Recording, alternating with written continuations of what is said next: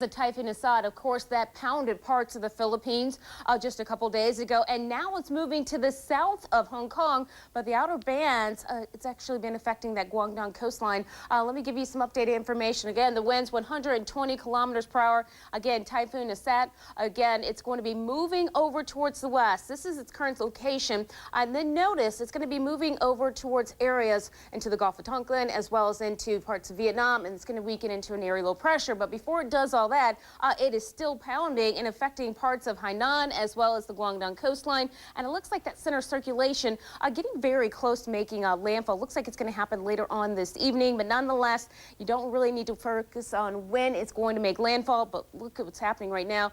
Those outer bands affecting the region, bringing in some very gusty winds. Let's go to the video to give you an idea what conditions what it looks like across parts of Hong Kong. Again, with some wind gusts up to 118 kilometers per hour.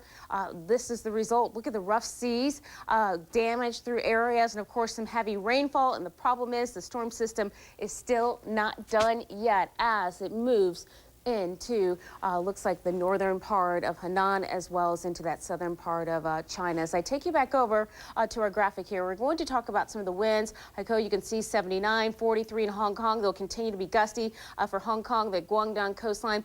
The weather is going to improve as we get later into the evening, but it goes downhill for areas over towards the west. And we're also talking about very heavy rainfall. Some locations, again, they're going to be picking up 25 to 50 centimeters of rainfall. This is showing you in the graphic here that northern part of Hainan is going to be hit the hardest. And then we also want to talk about the Philippines.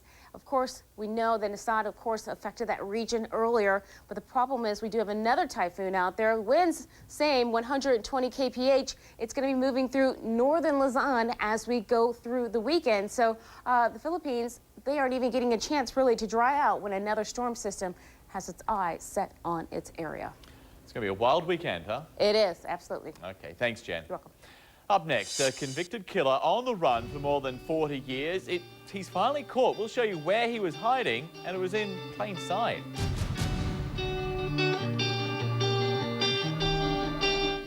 In London, 1 million people commute into the city every day. Bangkok's public transport system is prepared for more than 15 million visitors a year, while in Abu Dhabi, there are 3 times as many cars on the road as 5 years ago. The cities of the future need all kinds of answers. Answers that are already at work today. Helping make our cities become cities worth building a future in. Siemens answers. What's happening in the world?